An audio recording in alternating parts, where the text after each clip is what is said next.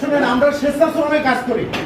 যেই শ্রমিক কাজ করে আপনাকে অবহিত করার জন্য একাধিকবার গেছি, আপনাকে ফোন দেওয়া হয়েছে, আপনি ফোনও করেন না, এটা ঠিক না ভাই।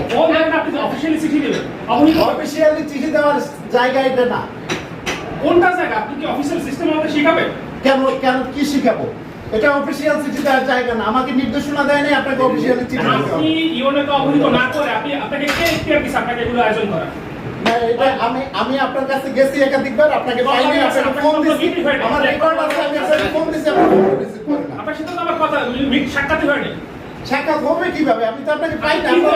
আপনার কমপ্লেক্সে জিজ্ঞেস করেন, আপনার কমপ্লেক্সে জিজ্ঞেস করেন আমি কয়বার যাই ফেরত এই কমপ্লেক্সে গেছে, কমপ্লেক্সে তো কাগজ পক্ষাতে তাহলে আপনি ওখানে থাকেন না।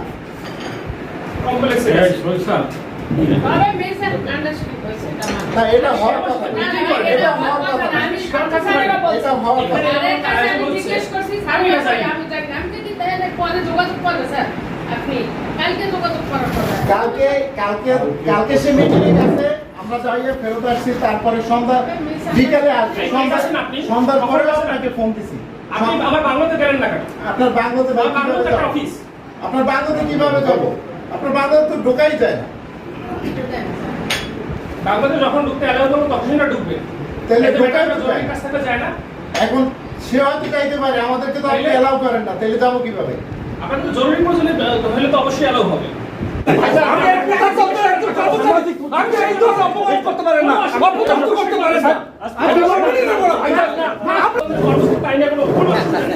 আপনাকে ছাড় করার অধিকার নাই।